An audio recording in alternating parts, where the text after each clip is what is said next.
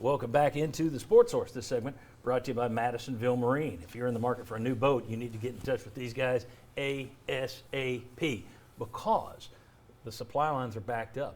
Boat manufacturers are still now catching up with all the orders that were made previously. So if you want a boat next boating season, next spring, next summer to be out on the lake with friends and family, you got to get with Joe Special and the team at Madisonville Marine right now.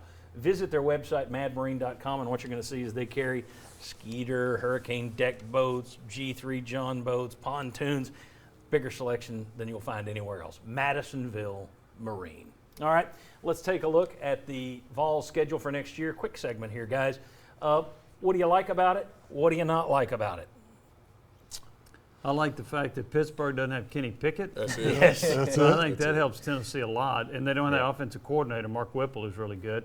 I like the fact Tennessee's got Florida at home. Gosh, can they finally beat the Gators? I don't know. With Billy Napier, how could you beat Billy Napier? I don't know. No, I'll tell you what, I wouldn't be picking for. I'm not going to pick for them until they beat them every once in a while. I mean, that's the one thing I know about That's them. why you're Willie Rain. That's exactly right. But, I mean, overall, it's not a bad looking schedule there. I mean, at South Carolina, that's no big deal. At Vanderbilt, obviously, that's a home game. So you got there. Your tough game is everybody's going to think you're going to be able to win. Your fans that are a little bit have higher expectations and hopes than are probably rational. They're going to think at LSU is a win because of LSU's record this year. At LSU is always a tough place to play. That's not one you should be got projecting. players. Yeah, they got players. But I'm just thinking that's what they're going to be seeing is 6-6. We got them. It's the best coach they've had since Saban. Yeah, and LSU's probably going to lay an egg at the bowl game too. They're going to look really bad, and so people are going to think, "Oh, we got them. You ain't got them." Well, let me throw. But before you guys comment, he thinks it's not that bad a schedule. Let's bring it down. I'll tell you some things here. I was looking at it yesterday, and I'm a little bit more leery of it than I was going in. You got Brian Kelly and Nick Saban back to back. You wouldn't see two coaches with that many wins back to back unless you're in the playoffs. Think about it. Nobody else has two coaches that level in the same conference to see back to back. That's tough. Your last 5 games are all division foes, which could be good, could be bad, but your standings are going to rise and fall those last 5 games. First time that UT closes with 2 straight road games since 1937. 1937 is the last time they didn't close with a home game in the last 2. 3 out of 4 of their last games are on the road, and then 5 road games this year instead of 4. I don't feel as chipper as Sunshine Willie down there. Yeah. All right, am I being too negative? Well, it's good news that it's South Carolina and Vanderbilt. And we all know that South Carolina is not a 50-50 game. Yeah, I still look at South Carolina and Missouri. I don't put them in the rear view yet. I think you're ahead of them. You're going to have to keep beating them before I say, oh, well, that's a win. But again, I'm Mr. Negative. So I'm going 3-0. Do you think this is a decent schedule? I do. Josh, Marlon, you good with this schedule?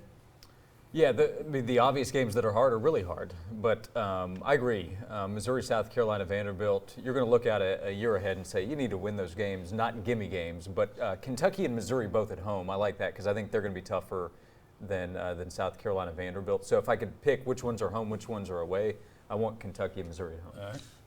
I think it's with adding Brian Kelly, and then when you pull up Missouri's at 13th recruiting class, I don't like that one at all. But I think South Carolina and Vanderbilt, they're going to be exactly who they are. I also like Florida catching them early with a brand new coaching staff. I think we can go ahead and grab that one.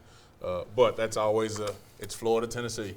I'll say this though, when you look at what they did this year, Heupel didn't seem to coach that game differently.